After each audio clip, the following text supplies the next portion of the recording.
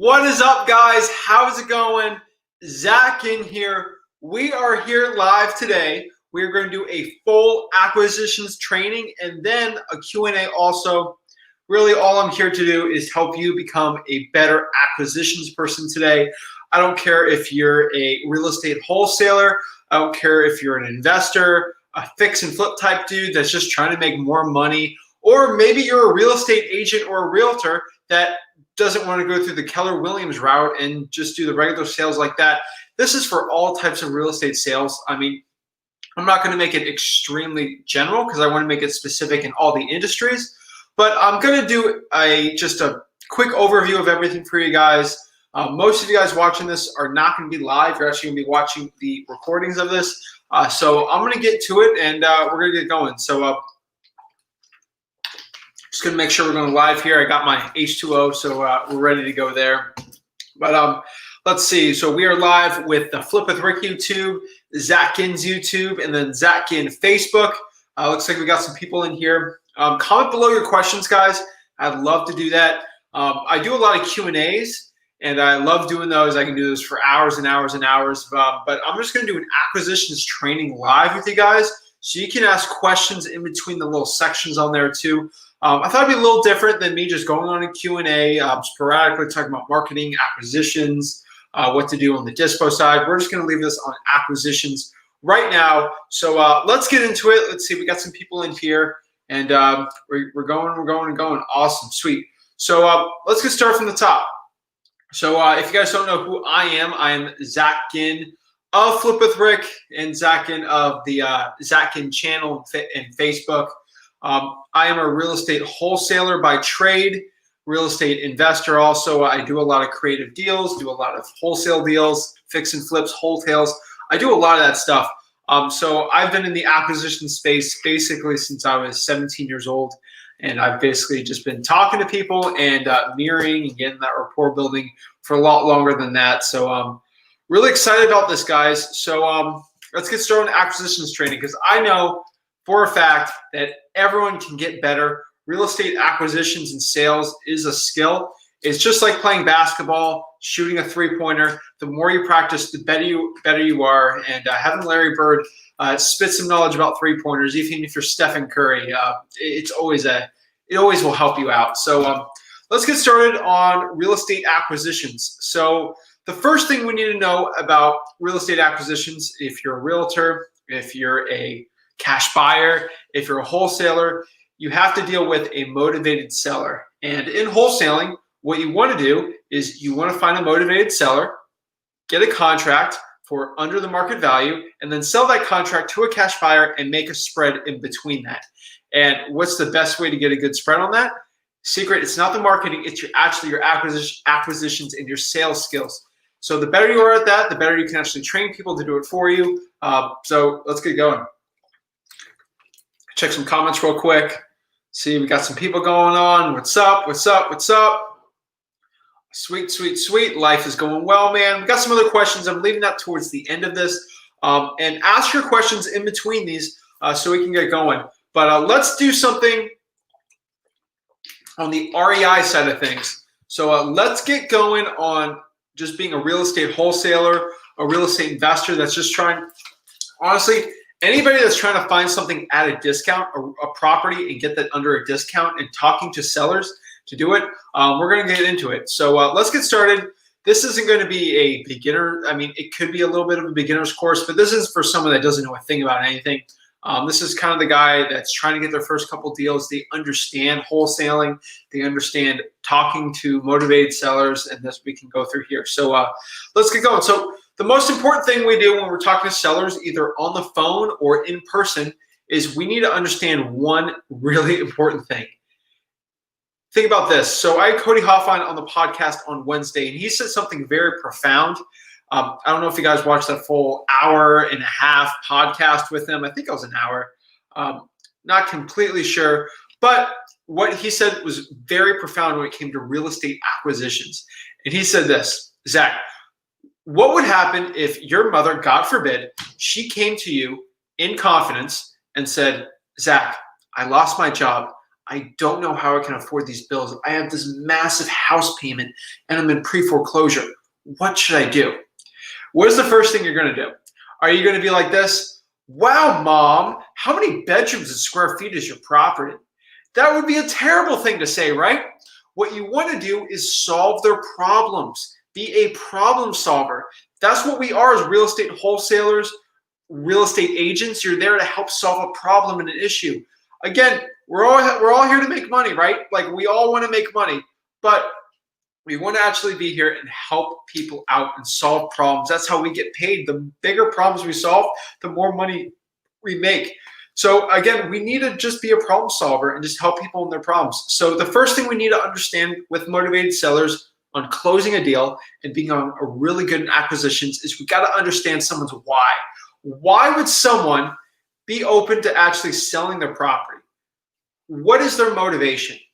We need to get inside of a motivated seller's head and open that motivation so we can understand them, connect with them, build that rapport, and ultimately get a really good deal. So the first thing we must ask, either over the phone when we're qualifying these leads or not, is why are you even interested in selling your property? You'll get a lot of answers. You'll get people saying, hey, I don't know. I don't know. And they get other people saying, hey, I'm getting a divorce. I got no money. I lost my job. Those two people, there's so many different types of sellers are going to deal with this in this industry. And some of them are going to lie to you. They're going to be very, very shy. They're not going to want to reveal everything. And you got other people that just spit out exactly what's going on. And what we want to do is we want to talk to them, understand their motivations. So think about it. If your mom told you, she's like, I lost my job, I don't know what to do. You're not going to ask them the why because you already know the why on that, right? What you're going to ask them is you're just going to connect. You're just going to connect with them. Now, there's qualifying leads and making sure those leads are good enough for you on the discounted property side, but we're not going to go there. We're just going to connect. That's the first thing we need to do, guys. Connect at a human level. What we need to think about is when we're connecting with someone is actually building rapport. So rapport is really important, guys. Rapport is what just gives us a key inside of the seller's head. We can be their friend. We can be the problem solver for them. And we can really just help them out and get a really good deal for ourselves and just create a win-win situation. So when it comes to building rapport initially off the bat with sellers or in person on an appointment, we got to think about the Ford method. So Ford, not the truck. Ford stands for family, occupation, recreation, and dreams. And what we want to do with that is you got to think of those 4 things when we're talking to a seller. If we want to build rapport with them and we kind of have nothing to do, just think of Ford. F, family. We want to talk about what their family life is. Like, hey, how's it going? Like, what's your family like? They'll tell you. Occupation. What do you do for a living, John? R, recreation. What do they like to do for fun? A lot of people are fishing where I am out here in South Florida, so that's a good talking point to do. Dreams. What are your aspirations? Where do you want to be in 5 years? Don't be a little creepy about that, but just like, where do you want to be when you sell this house? What do you envision for yourself? Really important when building the rapport with them. But yeah, when we're talking to them, so let's say we deal with that mom who lost her job. We got to connect with her, show empathy, show you're human. Again, you need to mirror the sellers too while doing this, but we'll get into that a little later. But really, you got to connect with them and find out what their why is. So let's say the seller lost their job. Now, what we got to do second after we know that, so they have a motivation. What we got to do now is we actually got to start qualifying these leads. And to qualify these leads, you can ask a lot of questions. Again, you don't want to qualify right off the bat. You want to connect, understand, and find the why. Once you find the why, I like to start qualifying the leads. To qualify the leads, it's pretty simple. We need to just see if it's a good fit for us to get a discount on the property and to find a cash buyer or for us just to flip for ourselves. So while we're qualifying leads and talking to them, we got to make sure that we mirror the sellers too. So mirroring the sellers is very important. You want to be a chameleon with your sellers. So when you're a chameleon with them, you're basically just copying them. You're basically copying their tone and pace. And to do that is if they're talking very fast and really excited, just like Brett Daniels, just like really excited, you want to mirror that and be the same with them. Maybe if they're a lot more slower and they're very analytical in their head and they think and they really put in a lot of thoughts of exactly what you say, you need to mirror that with you. It's very technical the way that you need to mirror someone. Find out their personality types. There's plenty you can do with that. That helps a lot too. But yeah, while you're mirroring someone's tone and pace, you can just start asking them questions about the property. So you need to check out the conditions of the property. So you can do conditions. So the condition of a property is very important. You know, it's the one thing you can do to actually bring a price from someone at a crazy, stupid high price all the way down. So condition is actually a very important part when it comes to everything. So we got to do that. But basically, so we're qualifying the sellers. We're asking what their why is. We got to ask them what the condition of the property is, square footage, bedroom type. Wow, is it by Main Street over there? And just ask them, just talk about everything. Another qualification. A really important qualification question you guys have to ask your sellers is, hey, John, hey, Lisa, what's your time frame for moving out of here? Like, is this something that's urgent for you to move out within like a couple months? And just ask that question. When you ask that question, ask it and then just shut up. Don't say a thing after that, and you'll get the answers from there. Just see if it's qualifying for an appointment, or if you're at the appointment, you can ask those questions too. Again, just finding that why is really important. And you got to remember, especially when you're starting to close these people, you got to create a win-win situation. These win-win situations are just so important, man. I cannot tell you, if you just do win-lose situations with all your sellers, you're going to be out of this business really quickly. You want to have something where you'll make money and then the seller's happy with it. It's a win-win. It'll help you so much, guys. The more rapport you build, the more these sellers will divulge information to you, so you have a better idea of everything. So that's pretty important. So let's ask some questions. Let's answer some questions here, and get back to some more about the acquisition side, and then we can get into the closing and everything. Didn't really know how much to really put a full acquisitions training together. I didn't want to like be a boring guy. Just have, here's my PowerPoint. This is slide 5, how to get motivated sellers to convert them. I think a lot of guys learn by asking questions, and me answering to them is pretty good. So I heard a lot of people, they actually they put these type of Q&A type things that are going in their heads while they're running or everything. So it's pretty cool. So let's go some questions and we'll get back into everything else. But Jenna asks, are you an investor in real estate properties? Yes, I am. I'm a wholesaler. I'm a flipper. Also invest in some homes too. So yeah, let's see here. So Wade asks, is there a website where I can find comps in public records or something? So put this thing up here. Hold on. So where is it? All right, cool. So start comment below your questions, and we can get going on there. But a website where you can find comps in public records or something. I don't know what you mean exactly by that, but the best free comp tools, I would say, especially when I'm talking to sellers in person, just trying to close the deal over the phone, is Zillow. Redfin's really good, and I would say Trulia for like crime statistics. Really good place to actually find comps for free. Again, the MLS is probably the best comps tool you can get, but not everyone has MLS access. PropStream's a really good one too. So that is listrei.com if you're interested in that. But let's get going on this one. So what's up, Donna? How's it going? What's up? What's up, Zach? We got 2 Zachs in the house. That is awesome. Great to hear. So we got a couple more here, and then we got going some more. So Wayne says, what if there is a squatter in the house and they don't want to leave? Oh, man. I've dealt with a lot of sellers that have actually wanted to leave. And I've had squatters that wanted to leave, and I have squatters that didn't want to leave. I mean, I've dealt with them all here. If a squatter is refusing to leave, have you requested cash for keys? That's something I would usually do with squatters.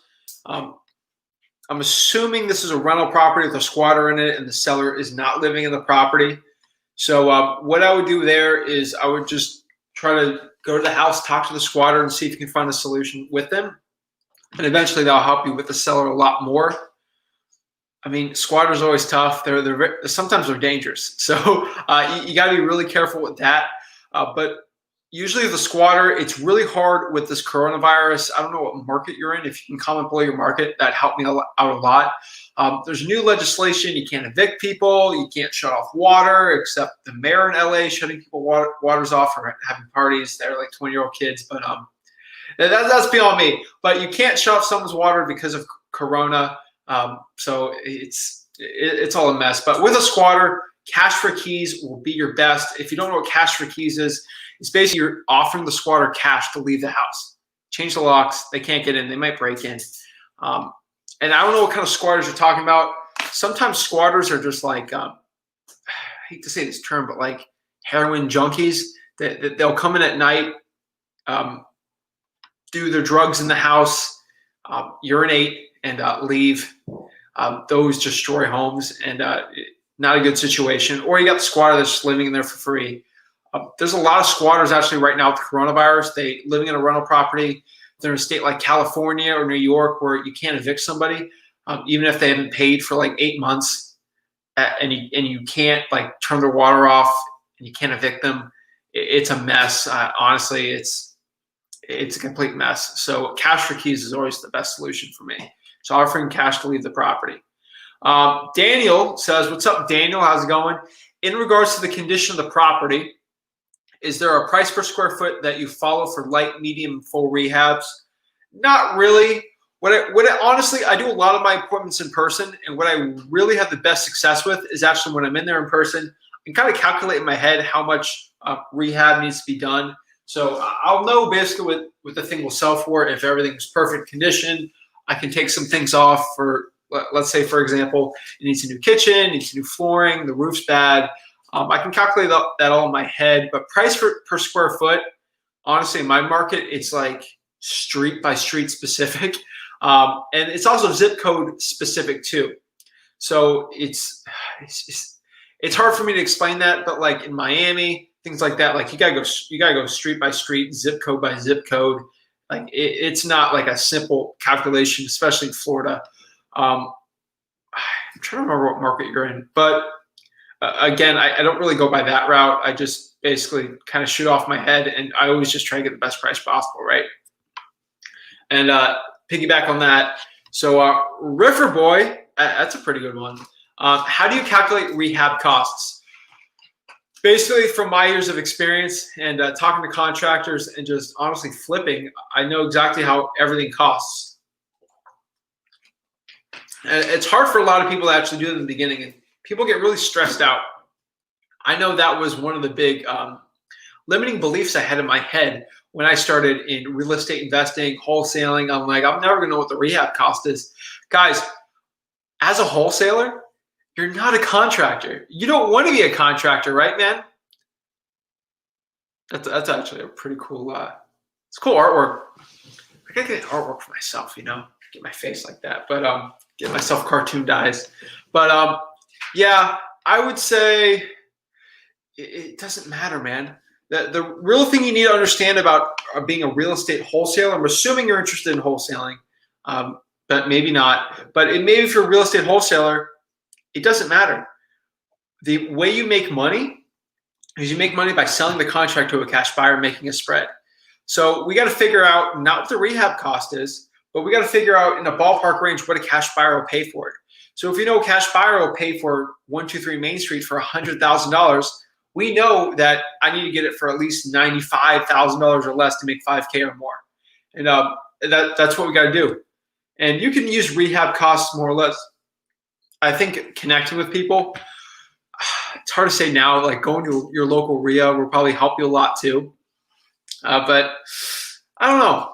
I would say the best part is just connecting with people and asking them in your market how much a new roof will cost per square foot, things like that. That's the best thing I could think of myself. And I learned the hard way. I honestly learned the extreme hard way with a lot of these things. So let's get back into some more of the acquisition stuff. So you're talking to the seller, either you want to do things virtually or not. It's all really dependent. Let's see here. Okay. I mean, it's all really dependent. I mean, again, we need to use the tone and pace. Has got to mirror the sellers. You got to just build that rapport and just talk to them. Be a human, guys. Don't be a slick car salesman. I know a lot of people do training like that, but I'm not the biggest fan of it. I just like being human and just connecting with people, and that's where I've had the most success. So when we're talking to sellers over the phone and we actually want to set the appointment, a really important thing you need to understand is when you're on the phone setting the appointment, you need to ask them, hey, John, hey, Sally, are all the decision makers on that property going to be at the appointment on Tuesday? So you need to find the decision maker.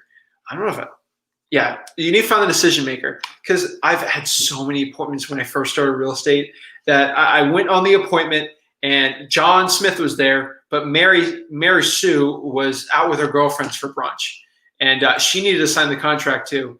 And then I go sign with John for a great deal. Let's say the things I could sell to a cash buyer for $100,000, I get signed for like 70, like $30K. Yeah, right. And I go there, sign it. Mary Sue's at brunch. I have to come back the next day, and Mary Sue's like, I don't like that price. Okay. And she's like, you didn't really talk to me. And then you got all the rapport built with John, and then you just got like Mary Sue here you didn't build any rapport with. And she doesn't like you because you went around her back, and then she just wants a crazy price. And then she has all these objections that you couldn't address with John, and they couldn't do it together. So it's really important you do it together, have the decision maker there, because when you're building rapport in person, or you're building with John, with Mary, you keep them both together here, and just building that rapport is just so important, guys. I mean, having the decision makers there is one of the most important things, hands down. So let's see, I put something up here. So basically, when it comes down to it, you want to assess the condition of the property, like I've said before.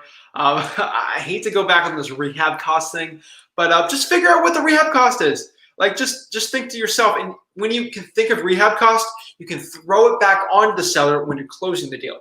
So let's talk about the closing, and then we can go back to answering some questions, because I know you got some more questions going on here. But when it comes to the closing, so you talk to the seller, you're building rapport, you're checking the property out. You basically sit down with the seller and say, hey, are you ready to talk numbers? Let's talk about this property, what we can do to help you out. So again, you're the problem solver. You want to provide the solution to the seller, right? And what we got to do by that is just help out. So you just got to help the seller out. So what's the solution? You need to ask them this. So when we're closing, it's very important to actually find the why. And if you can't find the why, we sometimes have to push back on things. So when it comes to closing the property, we're ready. We're sitting down. We're ready to go.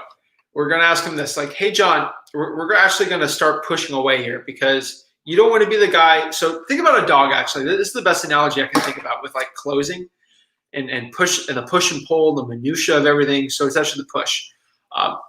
So a lot of you guys that have dogs, like we all love dogs. Well, most of us do. But if you're playing with a dog, your dog out in the field, and you're throwing the tennis ball or whatever, and you're running, he's running. Let's say a lot of these dogs like to go out and they like to just run away, like inside the fence, right?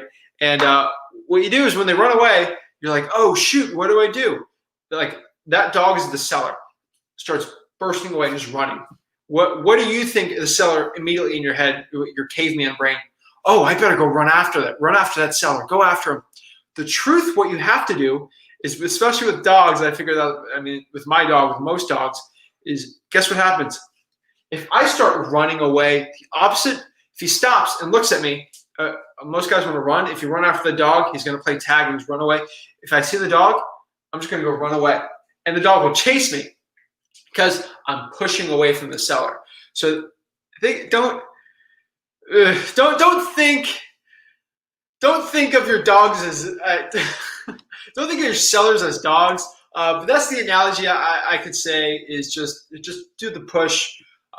Just be pushing away. Always be leaving. ABL, right? Always be leaving. Rick always said that. He's been doing that for a while. Wholesaling Inc. says that a lot too. think Steve Trang does. Like honestly, this all comes down to like slick Dale Carnegie sales tactics from like the 20s. So like no one invented a lot of this stuff. But the push method, like I'm telling you strategies that have worked for decades before I was even born, before your grandpa was even born. People selling tulips back in the 1600s during those crazies I've been using. So, well, what I'm telling you is nothing new, nothing. Honestly, this is just regurgitating information that the best have used, and it helps. And don't make fun of me. I got the bougie Dasani, so I'm just that good. So yeah, guys, be pushing away. So a really good thing you can do when pushing away, with a lot of people really don't talk about this, but it's really important, guys, is ask them if the why is kind of weird. Like they're like, I just want to sell just because I want to get rid of it and I just want to move same city. That's really it. Like they're being really weird. Ask them this question. Push away. Just be like, whoa, I'm going to leave and get out of here. Ask them this. You know what?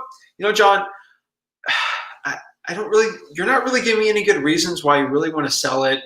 It seems like you really want full price for this house. I mean, honestly, I'm probably not the buyer for you. Like, I mean, I can give you a number for a realtor. Like, why don't you just sell the property to a realtor? And boom, I've asked this question so many times and I get these answers. It blows my mind how many times I ask this in that same tone. You might need to just think about the time I just said that, rewind, record it, and just think about it in your head the same exact tone. Ask them, why don't you just list the property? I'm probably not the right guy.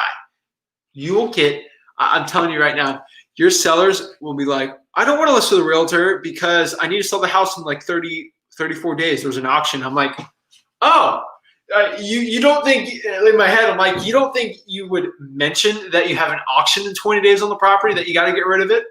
So asking that question, really, it helps, like it pushes you away. You also get a why on it. And I mean, most sellers will lie to you in some form or the other. I mean, I love to think all my sellers are genuine. They always tell the truth of everything, but a lot of them lie, hold information back. So yeah, I mean, pushing it's really important. And then when you're pushing, you can always push back, and you can make this weird triangle. Is there a way I can share it? I can show you this. So you don't want to get in this whiteboard thing. It'd be a lot easier if I can do that. Whiteboard.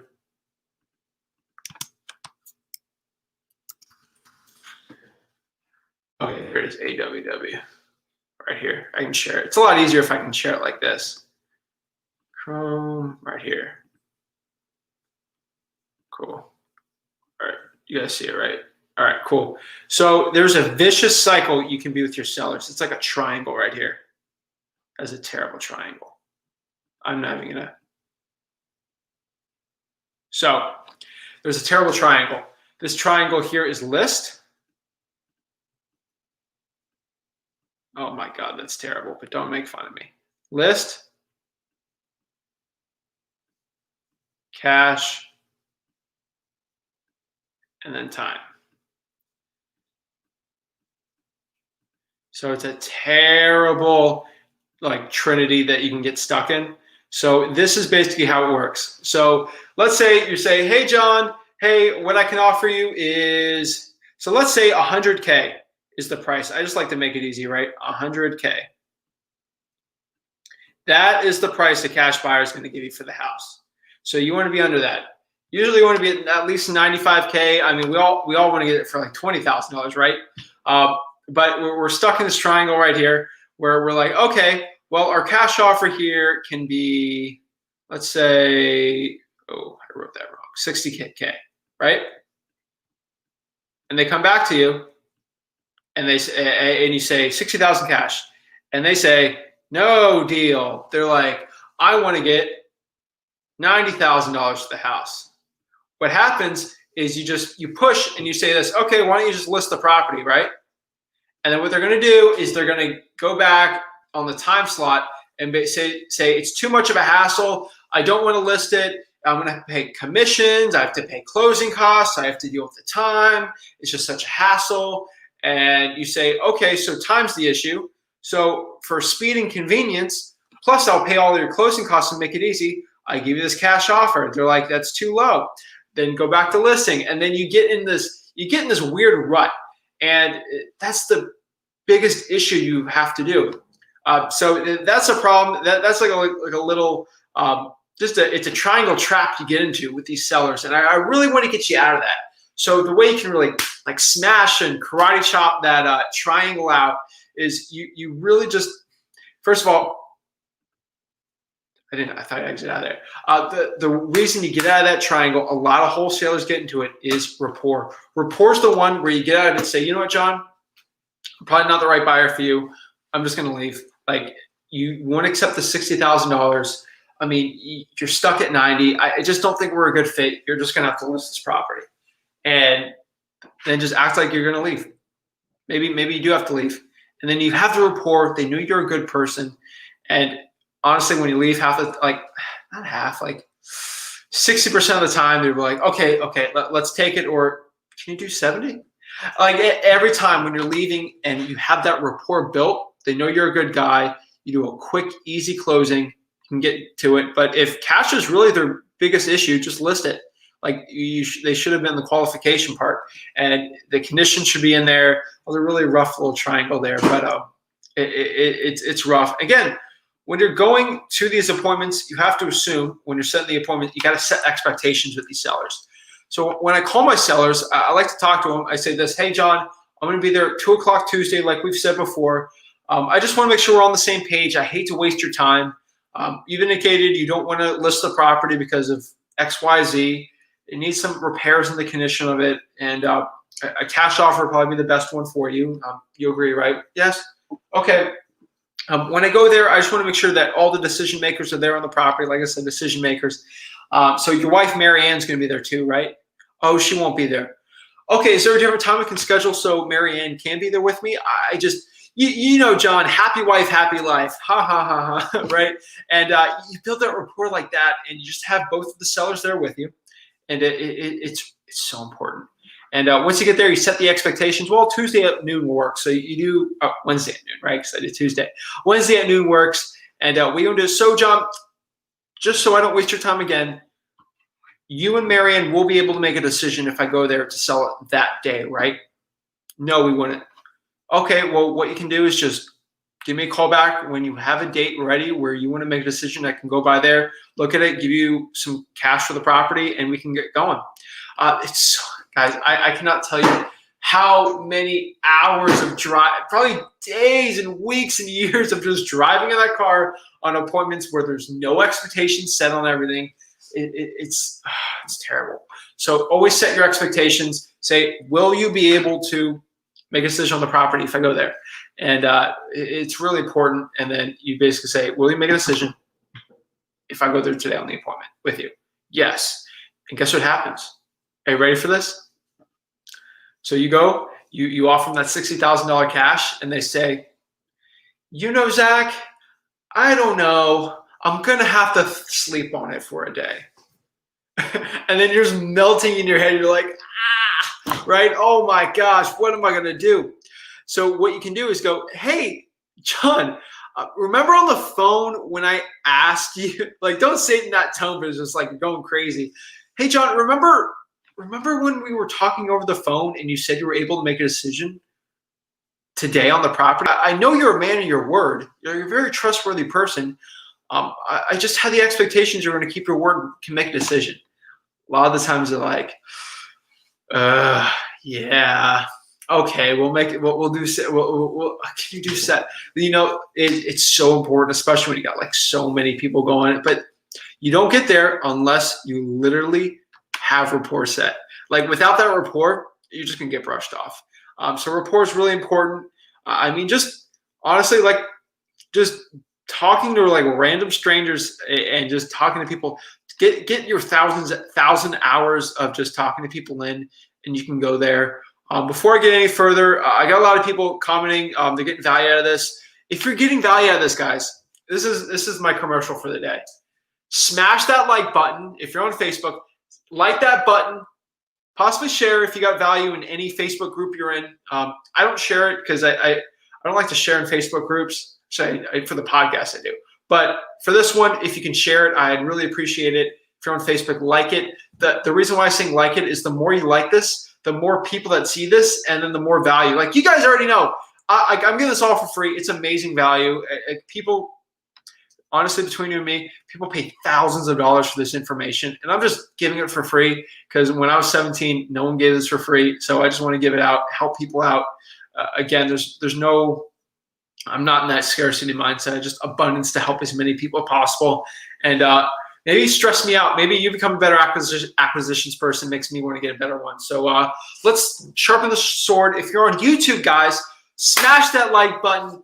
Please subscribe. The more subscribers and likes I get on these videos, the more people that actually see this content. And honestly, I'm here to really just help the people, and that would mean the world to me. So let's get in some questions. And then we can get really into signing the dotted lines and get in the acquisitions part. Really trying to help as many people as possible. So I forgot the banner there. Jeez. Right. No, that's not it. Dude, I don't know what I'm doing half the time. Okay, comment below your real estate questions. So let's see here. Oh, I gotta show you guys this. I didn't show you guys. So when you guys are asking the questions, I saw this bandit sign when I had to go to we had to go to clerk of the court today for something. Let's see here. I'm gonna pop this up on my computer, and I honestly, I'm gonna post this on Instagram, but like I needed to share this with like you guys. I thought you guys would have a hoot of this, and it's one of my little things that just get me upset. All right, that's loading up, so we can ask questions while that thing's transferring, or I can go on. Get sent. All right, let me see here. Yeah, it's getting sent. Okay. Send downloads. It's popping in right now, guys. So, yeah, this was something I saw actually driving. I took a picture of it because I thought it was the funniest thing I've ever seen in my life. Just with like bandit signs, because I love bandit signs. They're the best. So, make sure, for sake of privacy, we're good there. All right, cool. So, let me share my screen. So here it is, guys. I saw this driving today. I literally thought it was the where is it? Hold up. Hold up. There we go. All right, guys. I saw this today. It was the funniest thing I've seen, like bandit sign wise. I don't want to make fun of the guy. Maybe you're watching this. Maybe I can help your bandit sign game up here. But guys, look at this. Look at that. Look at this. Look at this bandit sign. I literally saw this today. I literally took this picture today. You can go on my phone and look. This dude said this.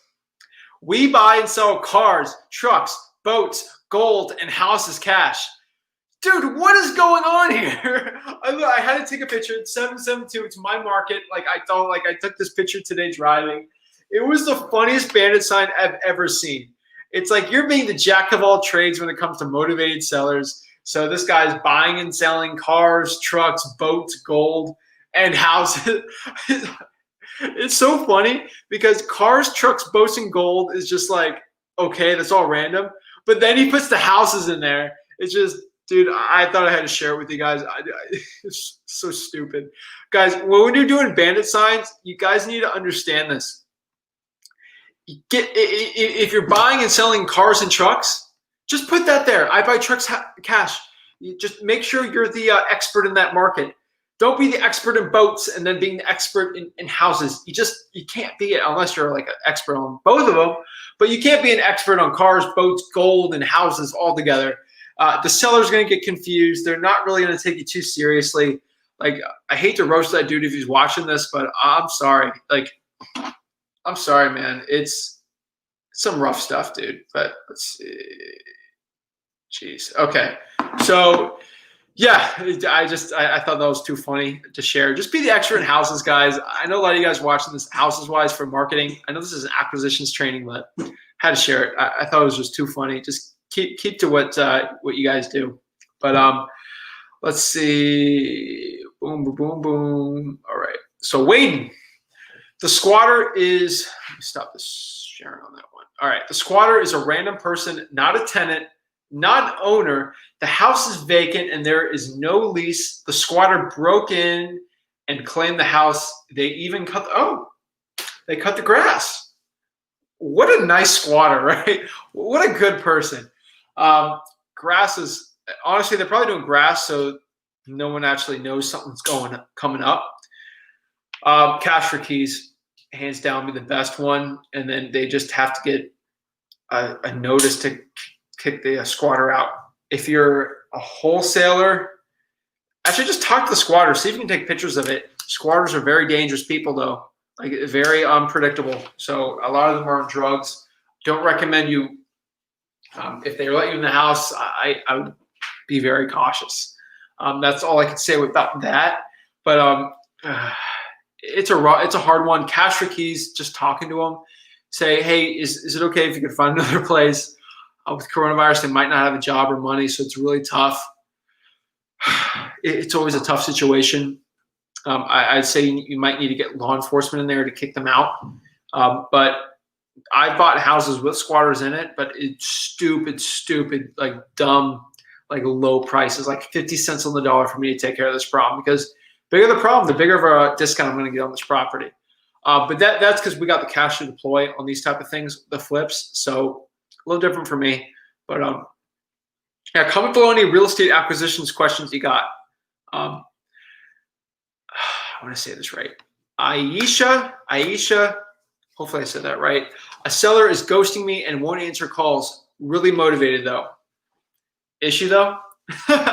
If she's ghosting you, what she's most likely doing is she's bidding the property up and finding as many wholesalers and cash buyers as possible.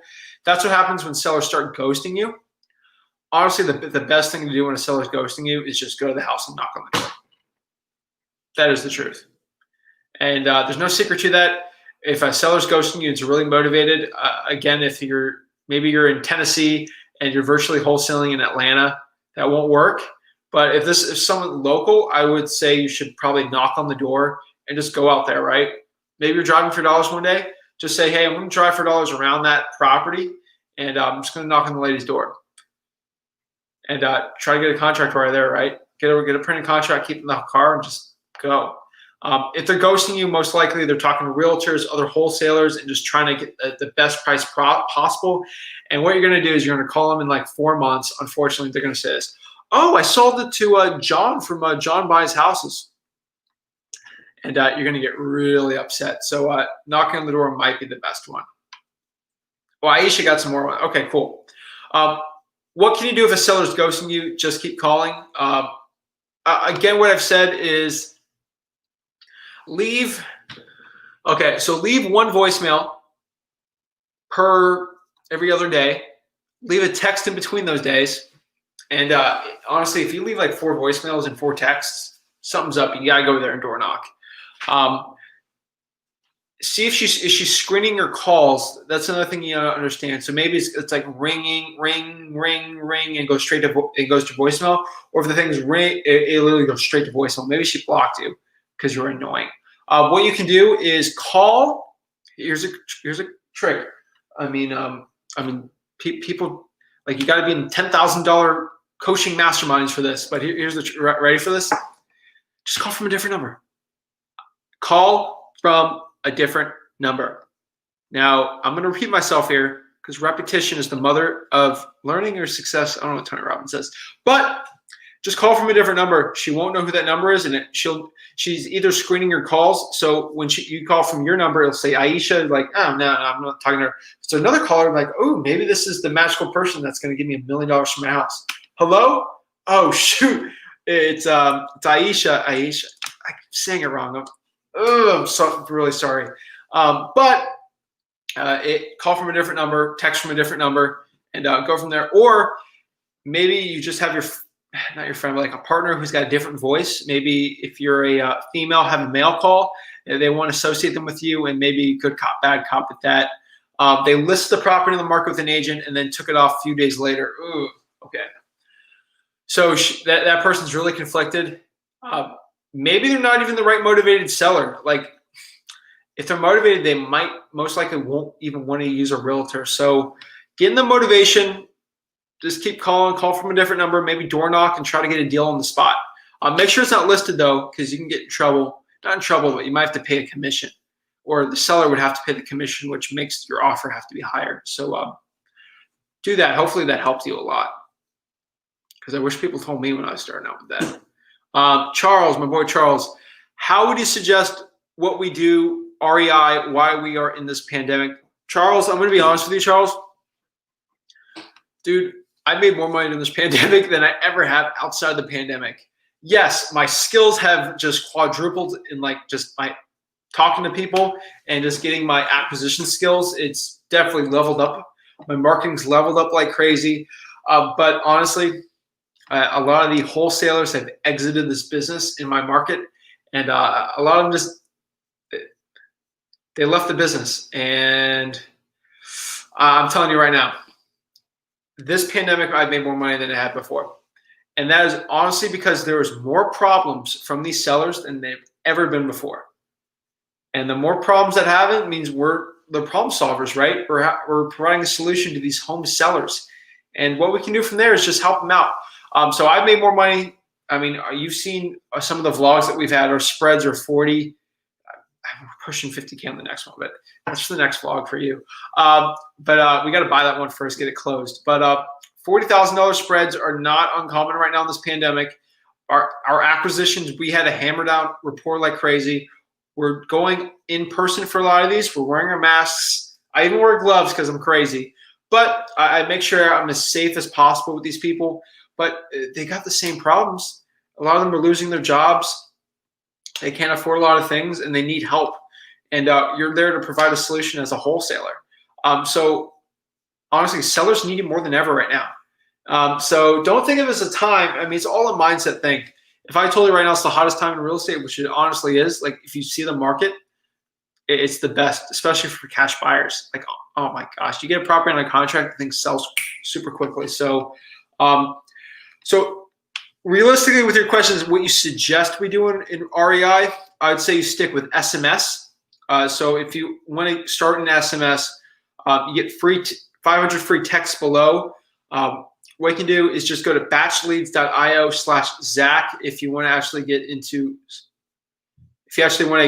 like SMS. But use some free texting on that one. And honestly though, SMS is really good right now. There's a reemergence of door knocking. Go Knock's really good. GoKnock.com/Zachs. If you want to get 50 free skip traces, I think. I'm not even sure. But if you guys want any discount codes, I got them all. I got all those guys on my podcast, so they'll hook you guys up. They see a 20-year-old kid helping people out. They want to help too, so I'm grateful for them too. But hit me up if you guys want free skip tracing, free texts. I got free scripts, free contracts. I got a free ebook too, but that's something else. But right now, do very cost-effective and lean marketing. So that's either SMS, cold calling, door knocking. If you're a bigger player like we are in our market, I would recommend getting direct mail right now. Direct mail has been really hot for us. Always has been hot, but it's even hotter now because some of the big dogs have exited the industry. Not going to mention names, but a lot of the big guys in our markets have exited the industry too. So it's really good for us right now. So do some lean marketing, get some dollars, and then just start scaling like crazy. Like it's the best time right now getting into real estate. What's going to happen in the future when the evictions start popping up and inventory starts pushing up more and more foreclosures, more pre-foreclosures? It's a different story. We're really prepared for that one too. I'm probably going to be the only guy talking about this live, but when that happens, the next 18 months, we're going to have the biggest real estate shift I think we're going to have since 2008. So it's going to be an interesting one. It's just been a roller coaster straight up. Like, honestly, it's not even like this. It's like this. So something's got to give. And next 18 months, something's going to happen. But right now, you're a cash buyer. Find cash. You're not. I mean, you might be a cash buyer, but find cash buyers, get priors under contract, make a spread in between. Robbie says, buy out his interest, LOL. Justice, Tom Cole Classic, ABL, always be leaving. Tom Cole always says that. Ron LeGrand says that a lot. Like, honestly, all these people have been saying it forever. Tom says it all the time, though. Classic stuff, though. Always be leaving, pushing. Completely agree. Sterling, great info, Zach. Thank you so much, bro. It means a lot to me, guys. I'm just trying to help everyone. The more people I help, the better it is. So like this video, subscribe, share it. The more we share, the more people that see this value, and you don't have to pay $10,000 for a course. This is all here. So the more you like, subscribe, means a lot to me. Michael McDonald, bam, commitment is key. Dude, commitment is everything, man. Getting these sellers to commit. I mean, sellers are honestly flaky. It's not a lie. Sellers are just being flaky. So if you can get them to commit, helps so much, guys. It means a lot. So commitment is everything, guys. All money in investing. Let's see. This will be able to be rewatched. Yeah. So all of the live streams. So we're gonna go back here. So you're on YouTube, which is good. So you're on Facebook. You might have to scroll down my timeline and see it. I always recommend you just go. Actually, let me pull this up for you guys. So it'd be a lot easier right now. But I'm trying to find a link for you.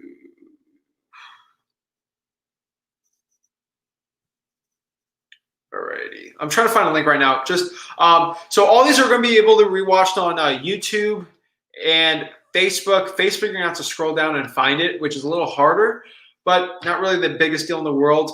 On the Flip with Rick YouTube and also on the Zach Ginn YouTube, there's for you guys trying to hook you up with this link, guys. But I'm trying to get this going here. Where is my? Here it is. Live streams, view full playlist.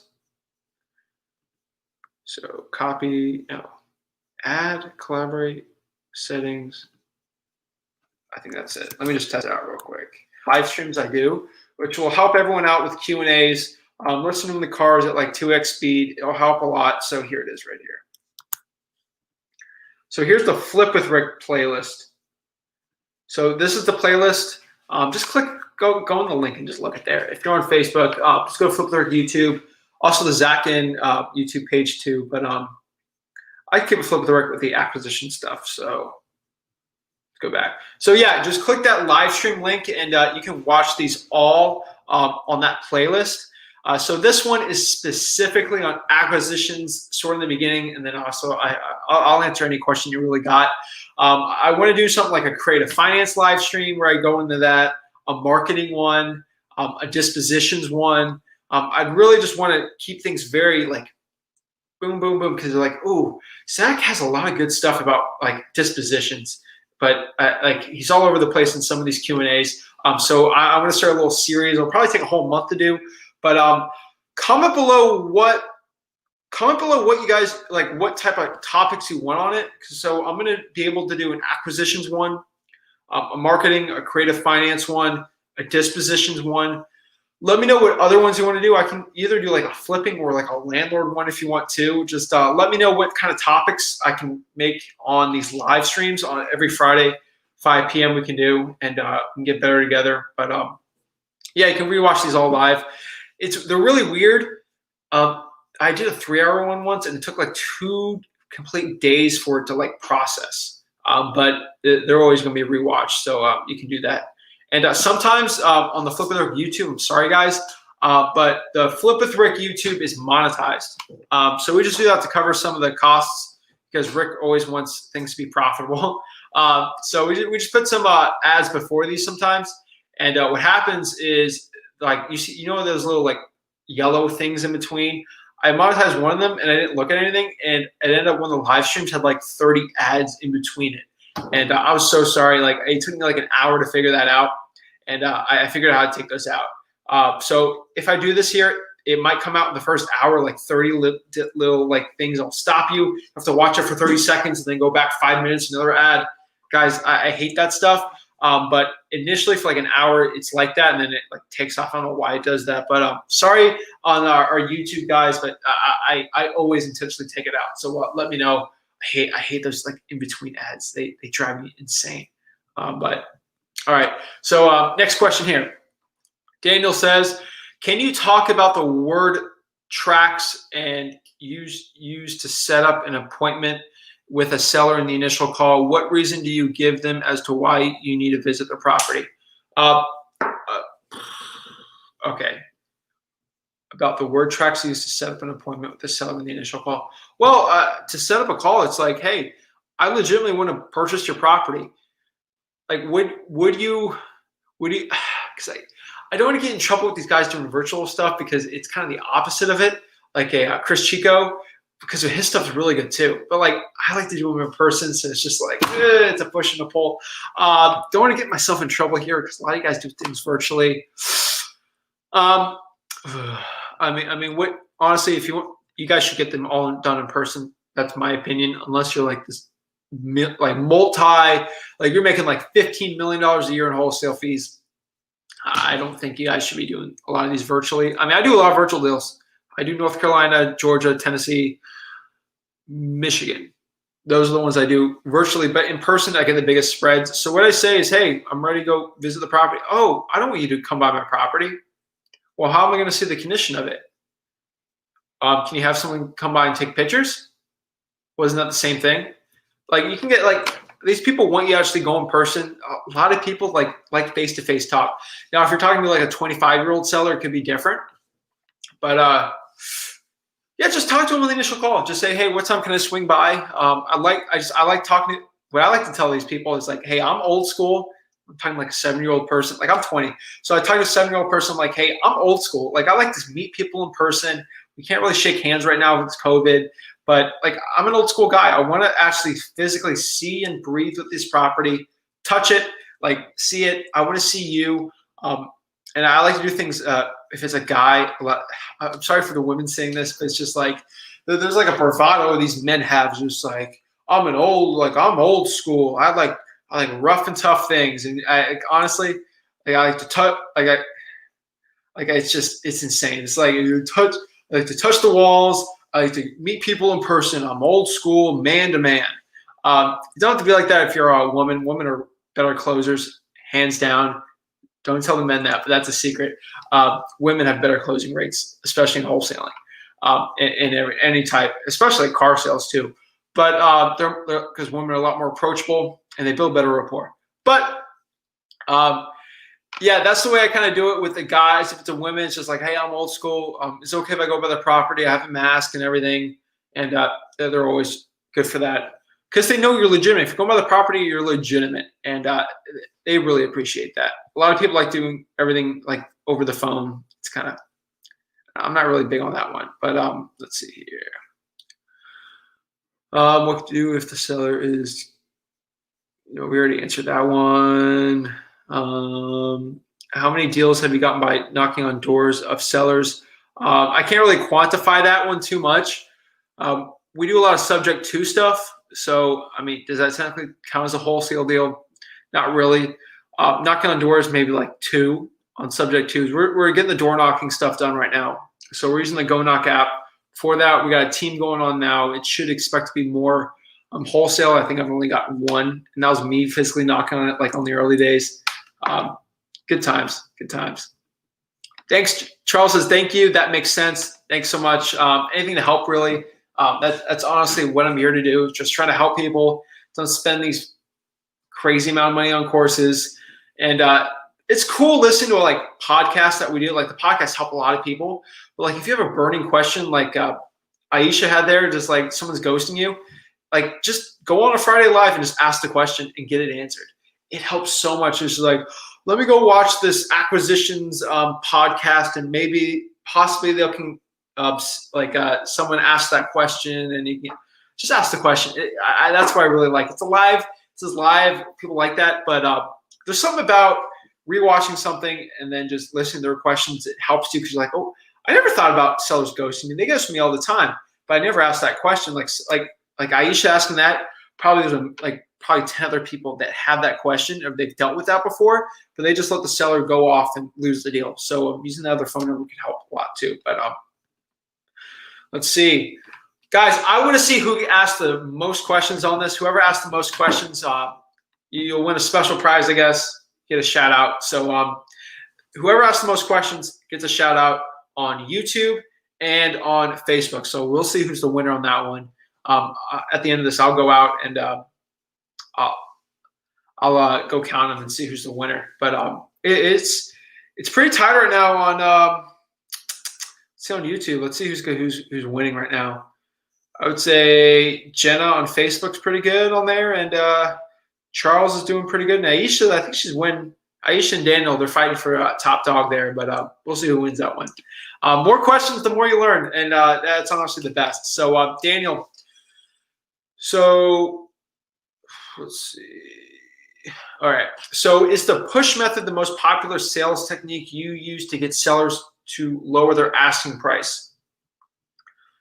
Not really. The best technique I've used for getting sellers lower on price is condition. That's just me in my market. I don't know why, but conditions are really good. Condition is probably the best one for me. It's just like, hey, the roof's going to cost me 15 grand, the kitchen, the sewage, the septic pump, like the XYZ, you know. That really helps me out the most. But the push method with the condition really helps. Like, hey, like you just got to list this property. Like, I'm probably not the. Why aren't you the best? Because you want full price. Like you want to list it. You want to put it on the market for 90 days. You want 30 buyers with a realtor. You want 60 people every week coming through your house. I know you want all that stuff. You know, like I know you don't want that, but like I'm doing reverse psychology with them. I mean, just sales is a weird one, man. Everyone's got their own technique when it comes to sales, but I like the push. I do it all. Like honestly, I do it all. It's definitely, especially with the seller, what they're doing. If they want a stupid high price, I'm not going to go in the appointment if they're like a listing. But I might bring a realtor on there that can do it. But let's see. So actually, I'm going to do this question real quick because this answers something right now I'm going to do. Brett asks, Zach, do you ever do one-on-one calls? Let's see. I don't. I mean, sometimes I will, but like honestly, if you want a one-on-one call, I'm really busy all the time. But if you click on the StreamYard link, you're on Facebook right now, so I don't think I can post it on Facebook. Brett, if you go to Flip with Rick on YouTube, click on the StreamYard link, and you can hop on the call and we can just talk. And anything you ask could really help people out. That's the way I do one-on-one calls. Is if you do it when I'm live. It makes you a little more nervous, but honestly, the questions on the one-on-one helps as many people as possible. And if you guys are watching this, click the StreamYard. Let's join in. I don't care if you're lighting. I don't put a bag in front of your head. Like I don't care. Honestly, your questions help people. And that's what I really want to do here. I want to help the most people. So doing a one-on-one call will help you the most. You might not be as nervous, but it won't help the other people here. So your questions are really invaluable for people. Valuable. But yeah, so I want you guys to know that you can do that too. So so is the push method Harnett County News? Where's Harnett County? Let me look that up. Harnett County. That is in North Carolina. Oh, outside Fayetteville. Wholesale Mentories out there. Good guys. Fayetteville's a really hot market, I've heard. You know what I found out about Fayetteville? I looked it up because I did a deal out there once, and I didn't know what's his name. J. Cole lives out there. I like J. Cole. He's a good rapper. But yeah, Harnett County News says, what are the benefits of joining Flip with Rick University? Flip with Rick University, if you guys don't know what that is, that's basically, okay. Oh, I'm getting in trouble here. I do rag on a lot of these guys selling coaching and mentorship. I do. Here at Flip with Rick, we do have mentorship, like a university. Yeah, we do. Yeah, honestly, we do sell mentorship. It's expensive, I'm going to be honest. So we do like basically one-on-one with a group. It's kind of like a mastermind. You like weekly coaching calls. I got like 100 hours of like videos that are like private in there. I got a lot of seller recordings and stuff in there that, I mean, I'm not, the problem with the seller recordings is they're very specific to my market. And I like to release everything, but there's a lot of guys in my market that watch this, and I don't want to spill out specific niches in my market. So there's certain sayings and like mannerisms I'll say just for St. Lucie County that I know if like 30 other people do, they're going to say the same exact thing. I don't want that. So I keep something specific, but I don't really hide anything. It's just like I don't want people knowing about. I don't really want people knowing too much about like the St. Lucie market, and I say a lot of things in there. So for my personal market, I can make a lot more money doing deals myself in there. But outside, I'll reveal everything else except for that. So Flip the Rookie University's got that, like 80 hours of videos. Basically comes with like one-on-one mentorship. Like you get private calls like every, I think like, I don't know, like 2 or 3 a week.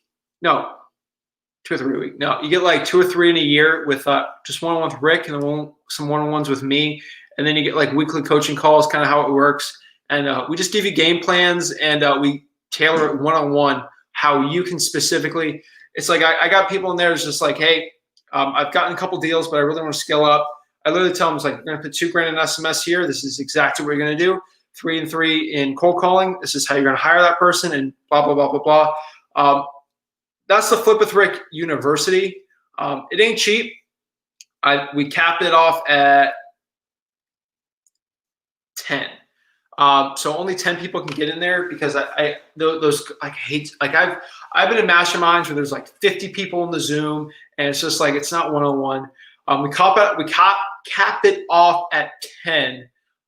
So we're at, I think we're at 10 right now, like we've had in the past year. So it's blocked off right now. You can't get into it.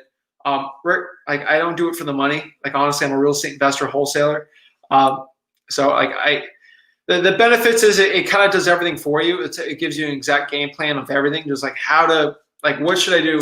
I got one guy, he's going to go on the podcast. I got another guy who's going to, like, I got like 4 university guys I want to get on the podcast because they've been really successful. One that really comes to mind is these 2 guys.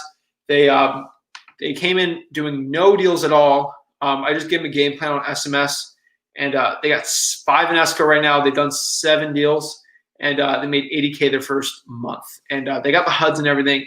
And I'll bring them on the podcast, kind of show what the university did for them, but it's capped at 10.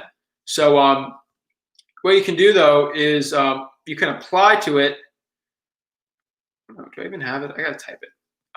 To get on that waiting list, it's Flip with Rick / university. So it's flipwithrick.com/university. This is probably the last sale you ever hear me like talk about it because no one ever asks about it. So a lot of people don't even know about it, but where's that thing? Oh my gosh. Yeah, so it's flipwithrick.com/university. You can apply, and then I can put you on the waiting list on there. I'm getting a lot of questions, so I'm gonna just put a banner on there.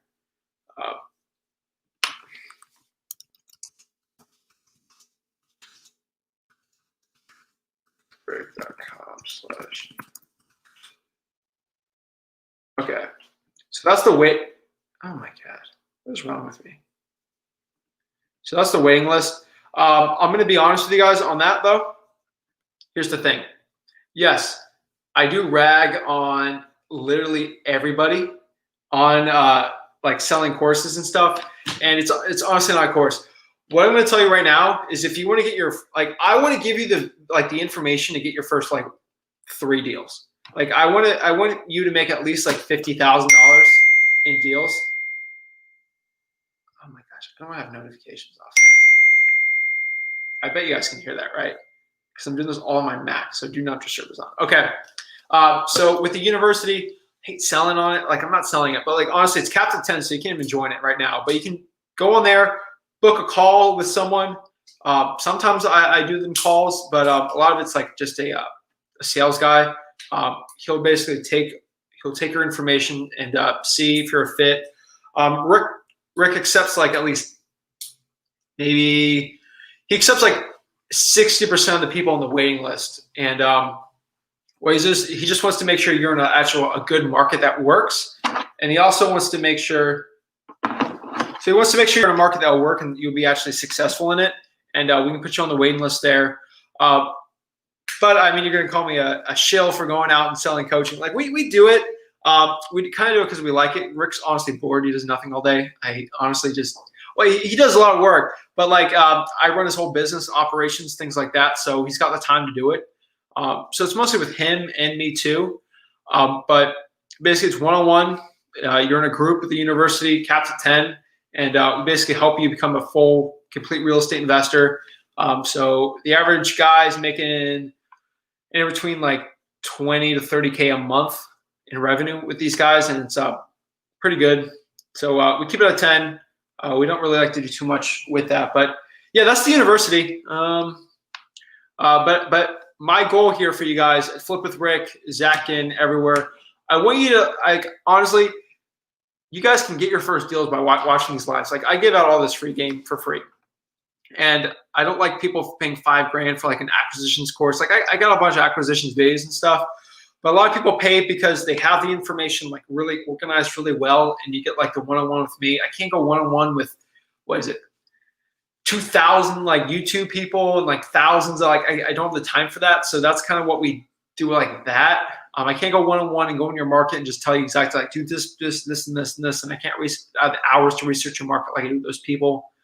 But honestly, by watching these videos, I don't recommend you buy like you buy mentorship like that. Honestly, get a couple deals.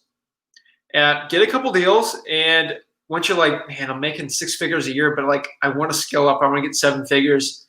That's when I would recommend you might want to join the waiting list on the university and try to get a little better on that. But honestly, I'd wait. But yeah, just get a couple deals. Honestly. Get a couple deals under your belt. I give enough free game for that. Trust me, I do. And then maybe if it's something that you're wanting to scale up and actually make this a real business, be full time in it, then I would probably join that. But I'm kind of like Frank Kern in the method of I'm not really good at selling coaching. That's why I just basically give everything out for free. And what I can sell is my time, just to go one-on-one and really help someone out. It gives me a lot of fulfillment. Like that, those 2 people, like they made 80K the first month. They're probably gonna hit their first 6-figure month next month. It's like, dude, having access and helping like create these like monsters in the real estate game. It gives me a lot of joy. I really like helping those people scale. So I like helping people from bottom. Honestly, this is what I do for free. This is the last thing I'm gonna say about it. So for free, because no one did this for free, I want you to get from here to here for free. Get like 5 deals, make 6 figures. And then if you want even more, which requires a lot more effort from my part, like one-on-one stuff, from here to here, join the waiting list, flipwithrick.com/university. And those guys that are making 80K a month, they didn't do any deals when they joined. 0 deals. They said this, like, I don't want to wait and grind out and watch your videos and learn myself for like 6 months. Like, I don't want to do all that. Like, I want you to one-on-one tell me what I do so I can cut off the time it takes me to get my first deal. He got a first deal in a month. Not telling you that you're gonna get your first deal in a month. It might take you 3 months by watching these videos, but it's free. So for a lot of 20-year-old kids, honestly though, like I'm telling you right now, if you're a 20-year-old kid and you're like, I got like $4,000, and let's say the course is $3,000, and you have $3,000. The course it's not $3,000, but it's a different price than that. But I'm not going to tell you the price. You got to book it, and just if you get accepted, I think we tell you the price on there. But again, like if you had, if this thing was $100, which is not $100, and you had $100, I'm going to deny you. Like, no, you're not in the waiting list. Like, you're a 20-year-old kid. You don't have enough money. Honestly, if I took your money, you won't have any marketing dollars. So I don't do that. But yeah. So bro, if the course is $5,000 and you walk me through to make 50K, it's worth it. I would say that. But honestly, I'm like Frank Kern. Again, I'm not good at selling that. Like, I hate being that like Lambo dude. So I keep it at 10. I get 10 paying people, and that's it. I think I got like almost 10,000 like people follow me from like all these channels, like 4,000 Instagram, thousands on subscribers on YouTube, thousands of people on Facebook. Honestly, 10. That's really it. And I rag on every other coach because they got hundreds of students paying stupid amount of money. So that's where we like to do it on that. But that's the rant. I'm really sorry for going on that rant. But like, I'm honestly, what I'm going to do is someone's going to ask me at the university. I'm just going to take this clip and just send it to them. So that's why I did that. So let's get going on the questions. Sorry about that, guys. Thanks, you said the name right. I said it right. Yes. Aisha, how do you negotiate and close? That's a good point. Let's get into that. Let's not end it. Honestly, I can go for a couple more hours if you want me to. But we got a lot of questions going, so I might have to go for a couple more hours, unfortunately, for my dog. But whatever. So my dog's fine. He's got water. He already ate today, so he's fine. I took him out too. So how do you negotiate and close? So let's get into that. So negotiating, is that even part of acquisitions? Yeah, it is. So let's go into the closing. So when we basically we talk about the condition. Let's say the person's at $100,000 on the property, right? Okay, $100,000. Wait, what you need to know about acquisitions and closing is I'm answering all your guys' questions. I'm just going to end the acquisitions part now, and then we can go to the Q&A after for the people that just want the acquisitions part.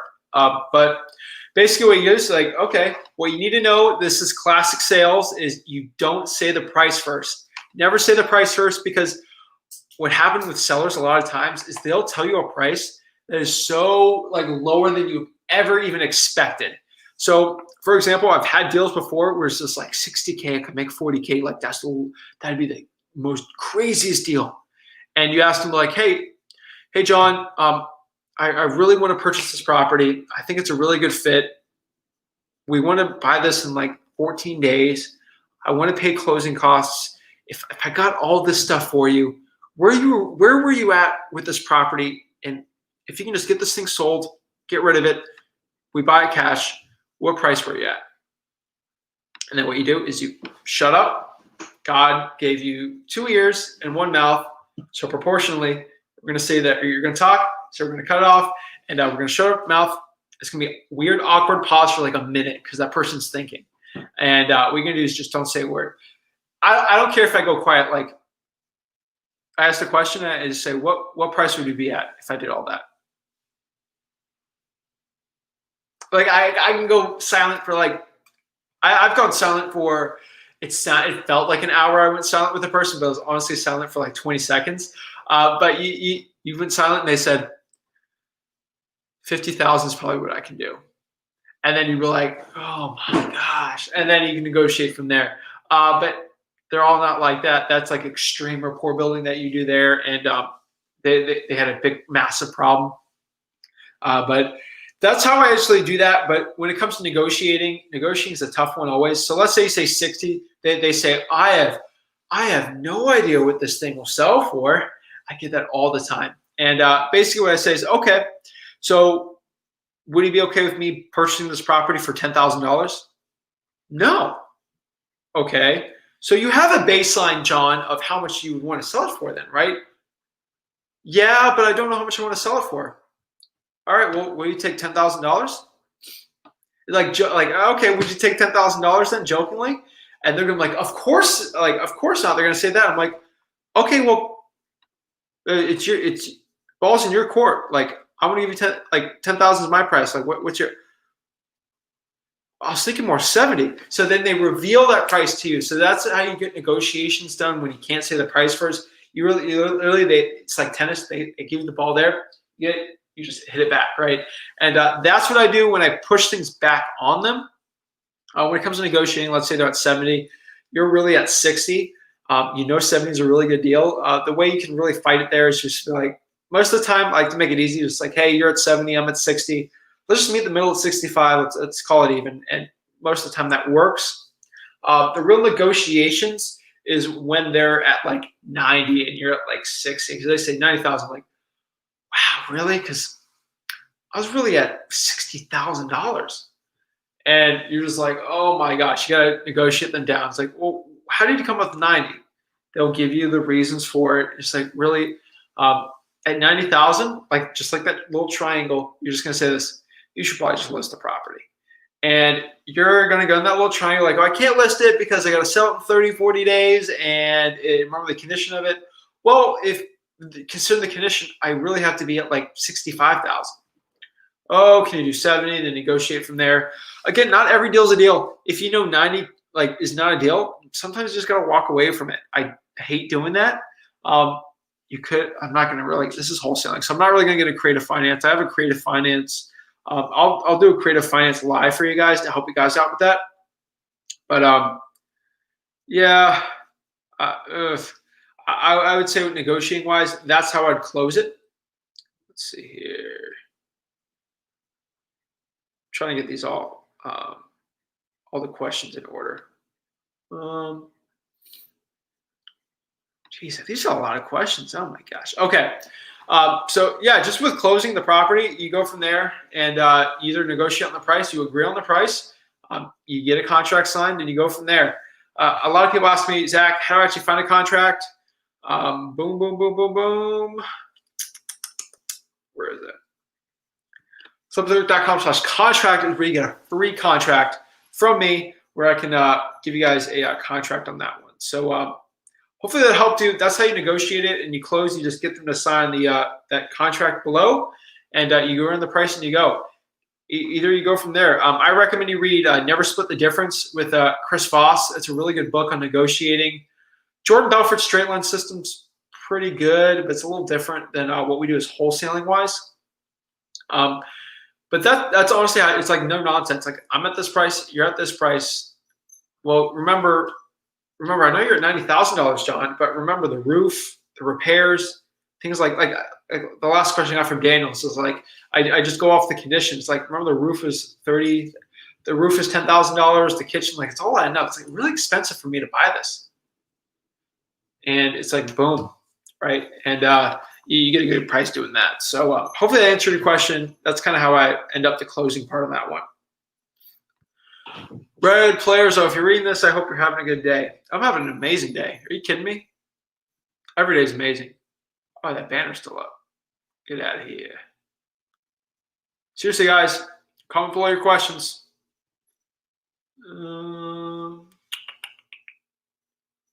Where is the cool? All right.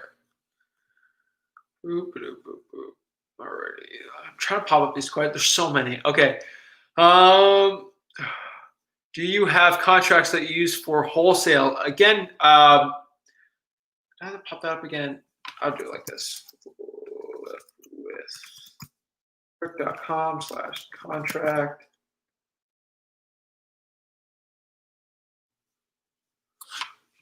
Boom. Flipwithrick.com/contract. I'd say you get a contract. Pretty easy, right? Free contract for you to use. Again, I'm not a lawyer, so but Little Birdie told me if you use that contract, most title companies are okay with it. So that's what a birdie told me. I don't know what that means, but again, I'm not a licensed attorney, so whatever. So let's go here. Jeez, there's so many questions. I gotta find it.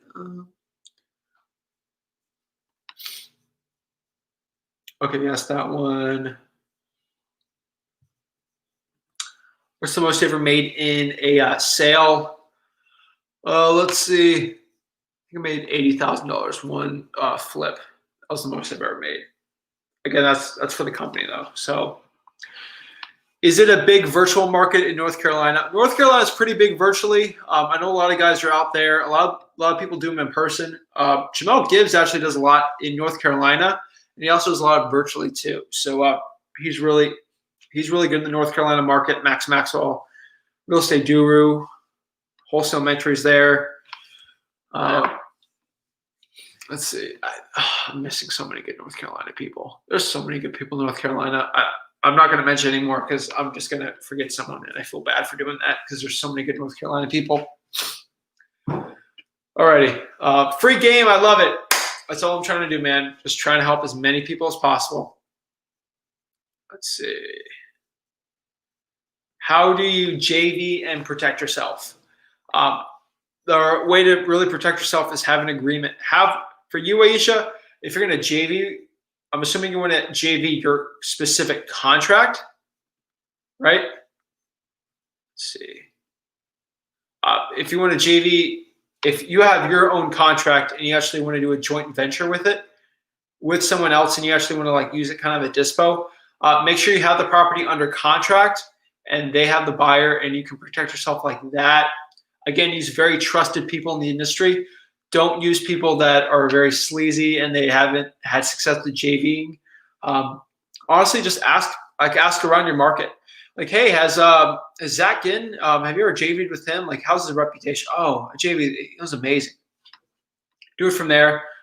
Usually I write an agreement on the JV, but a lot of them are like handshake deals too, because I mean, we do a lot of stuff with trust.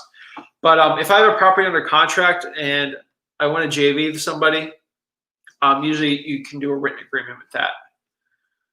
Let's see. How do you go about finding cash buyers? Pretty easy. I go to listREI.com, which is basically PropStream, and I find cash buyers that way.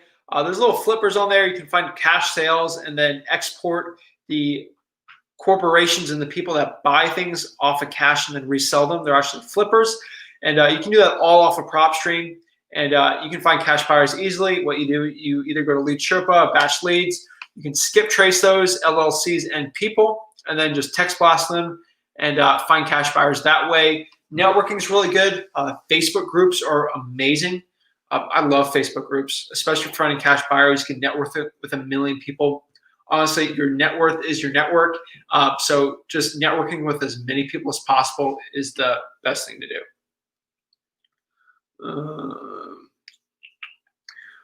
Wade says, how do you approach the seller into putting a lockbox on the house? Basically, the way I like, so living in the house is tough. If it's a vacant house, just say, hey, my construction guy might have to come by the property and give me an estimate, and I want to make everything as smooth as possible. Is it okay if I put a lockbox in the house? What's the best way to find local cash buyers besides PropStream? Again, Facebook is the best one. Facebook groups in your local market. So let's say you're in San Diego, California, which is a really tough market. But you can be like the San Diego Real Estate Investors Association. Hey, I got a deal. Does anybody have a cash buyer? Only people going there. Hey, are you a cash buyer? Do you want to send me proof of funds and be on my cash buyers list? That's a really good way to find a cash buyers, and text them, call them.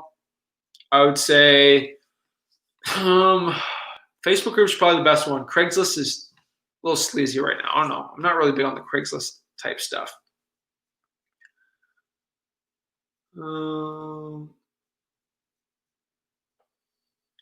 What do you think will happen after the eviction notices start coming? Eviction notices won't happen in Florida. Ron DeSantis has a memorandum on evictions currently, so you can't do it right now. It'll probably wait until November, the elections, or they'll probably wait till this pandemic to be over, so maybe even April of next year. What the evictions are going to happen is going to be a lot of foreclosures. With the evictions, there's going to put a lot of them are going to put more rentals. Inventory is going to go up like nuts. I did a whole video on the real estate market with my prediction, like 30 minutes into it. So I'm not going to go too much into detail. But with evictions, but foreclosures specifically, they're going to spread it out. The banks did like they did in 2008, 2009. I don't get too high level on this. Just trying to help people out getting their first couple of deals. But this is kind of a macro thing. I can go forever about the real estate market. Zach, do you ever do one-on-one calls? I think I already said that, but go join the StreamYard link, and you can hop out one-on-one. We can talk. Brett says coaching.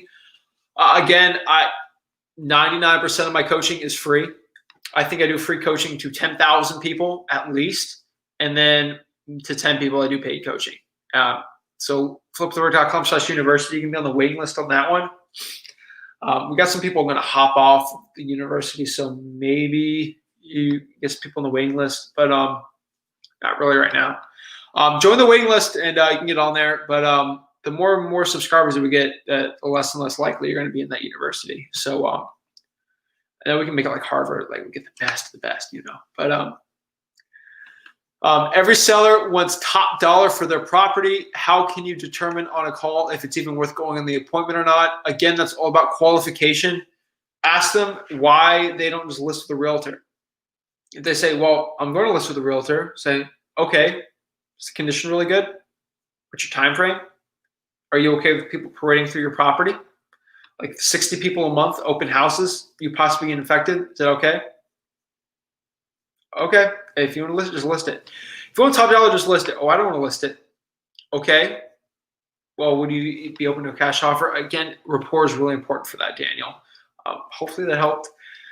But I mean, to see if something's really important, I'm always on the optimistic side. I rather go there and meet. There's so many deals where like someone's giving me like a stupid price that seems like it wasn't a deal. I go there, I like build an insane amount of like spend 40 minutes just talking to the seller, and I get to the point and I see how much they need to sell for, and they melt like butter when I give them the conditioning and the pushing and the listing, and you're like, you're right here, you're a good person. Let's just sell it for 70 cents on the dollar. Happened so many times for me. So I'm on the more optimistic side. And Daniel, think about like this. Let's say, for example, you don't get the deal. Like at least you got better. You got an extra appointment, right? You're working towards your 10,000 hours talking to sellers, right? So it's the best. JV Cole, I like it. I like it. I like it.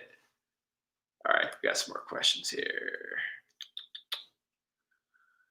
Okay, so Devin says, do you have a rough estimate for a percentage of cold calls that turn into leads or deals? Feels like 5 out of 10 out of 100 people show some amount of interest. Just try to see if the results are typical. I would say 5 out of 100 is a little much. I would say it's like 300 to 400. Again, go my AWW board here. But to help you, honestly, what you need to understand is results. So let's see if this is sharing with you guys. So when it comes to everything, guys, with these motivated sellers, so this is Zach's terrible pie chart. Oh my God! Honestly, I'm going to redo this. Can I just get a circle? Oh, it does let me do that. Sweet. Okay. All right. So this is Zach's cool little pie chart. Okay. Let me get your thing off here for a second. What we need to understand is, so this is the pie chart of motivated sellers, right? So I'm going to pop this up here. Actually,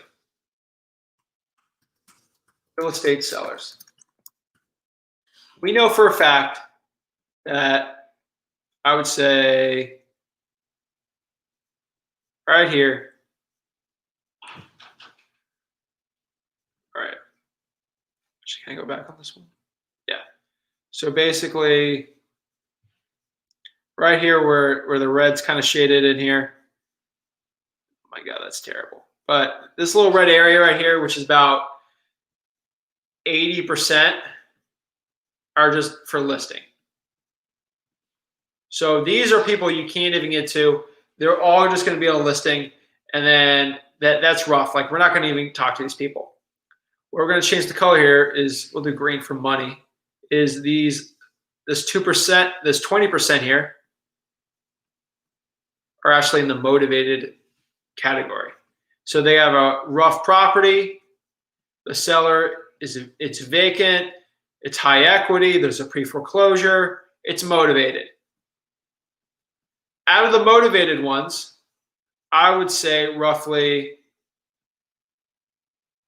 1% of them are going to be open to a cash offer. Open to cash. Jeez, my handwriting is so bad. That's honestly, because if I had one of those like pads thing, I think I'd be a lot better. But oh my gosh, that's such a rough like drawing. But yeah, so 80% are going to want a listing, 20% motivated. So about 19% of these, so 19%, they're going to be rough houses, but they have time and they don't really need the money really badly. So they're going to be in the listing. So 99% are just basically going to be honestly listings. That 1% are going to be open to cash. And of that 1%, I would say let's do pink. 0.1 or maybe 1%, like 0.5%, are going to be like deals. So that's the area us wholesalers are working at right there. So we're working at like 0.5% of the entire real estate sellers market that we're in. So 5 to 10, I would say that's pretty typical. Again, 1% are going to be open to a cash offer. They'll do appointments, and then 10% or half of those, depending on your closing rate, will be a deal for you. So I wish, see, like if I had like a little drawing and I can draw in there, it'd look a lot better, but it's not really. So yeah, I mean, 5 to 10 is pretty good, I would say, for cold calling. Depends on the list. High equity, you do pretty well with that. Pre-foreclosures, it's a lot higher, but the pickup rate's a lot slower. So that's the way I look on that. I don't have corona. I'm just clearing my throat here. I've been doing videos all day, so sorry. Cool. I'll have to do that. When starting out cold calling, do you recommend doing it yourself or outsourcing a VA if you have a decent budget? No budget, cold call yourself. Get those skills. If you have a budget, I would say you train yourself. Do cold calling for like a week or two and then train the VA on that. But if you have a decent budget, I would do that. Your budget's really going to be taken up by skip tracing. So be careful on that one. Make sure you put skip tracing costs in there. If it's too high, you might need to cold call yourself. Okay. Do you ever make offers on the phone? About 20% of my deals are out of state. So of course I do. The way I do that is they might say, hey, can you actually come by the property and we can discuss it a little further? Hey, I'm sorry, John, but you know, this coronavirus, this is opposite of me actually going to the appointment. This coronavirus, I think I want to keep things safe. We have a pretty much really good socially distanced plan in place where we can buy your property without actually physically being there. Again, there might need to be, our partner might have to come by and take pictures of the property, but we can do it all virtually through a Zoom. Is that something you think you're able to do?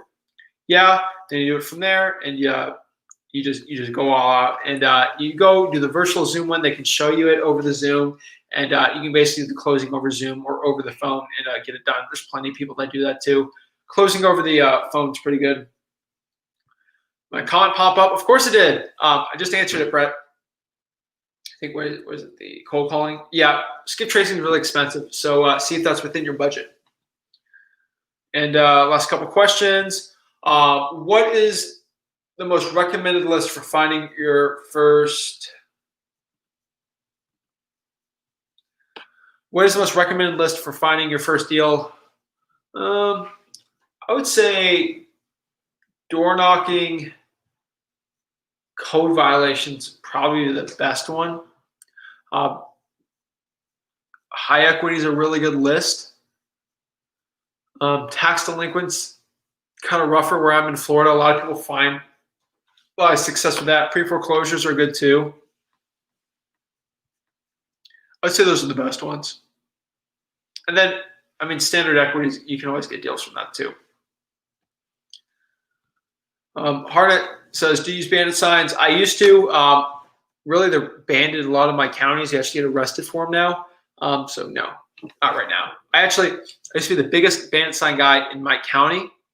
Fun story. I used to put so many bandit signs out that they had a meeting and they banned bandit signs because of my specific bandit sign they said in the meeting. So that was like 2 years ago. I was putting like 100 out a week, but I'm banned from there. So that's really it, guys. I wanted to keep it, I guess, quicker today. Lightning round. Answer your questions. I mean, not answer. Ask your questions right now. Comment below your questions. I'm going to give it like 30 seconds, honestly. And to comment below your questions. If I don't get anything, I'm just going to hop off here and we get going. So keep playing tomorrow. So looking forward to that. Let's see. Any more questions? Let me know. But let's get. All right, I got a timer on here, so we got 20 seconds left. Comment below your lightning round questions. If not, I'll just hop off this and we can get going on the next podcast next week. Do we have a live one next week? Let's see. Comment below the questions. All righty. Next week, I don't know if it's live next week. I gotta check. I'm still talking to someone right now. But all right, you better not be laughing at the Heat, boy. We're gonna win the finals, so don't even worry about that. Don't even fret. So thank you guys so much for watching this. I really appreciate the support again. If you could like, share, subscribe, mean a lot to me. Really appreciate it. Just trying to help people out as much as possible. Again, if you want to join the waiting list on the university, click there. Cold calling scripts is right there. 50 free skip traces through GoNox right here. And then, what is it? That's really it. And then just follow us on Instagram at @FlipWithRick. And is that really it? I think so. So I'm going to leave it at that. I think, am I allowed to play this? I think I am. If I change the color real quick, I think it's got the video clip. Is that it? No. Oh yeah, here it is. I'm gonna end it out here. Here's a quick. No, that's the wrong one. Ew, we're not gonna do that one. Never mind. That's for next week. Sorry guys. Thanks so much. Really appreciate it. I'm gonna hop off here, but thanks guys so much. And I'm gonna leave this running for like 5 more minutes, and that's it. So have a good one, guys.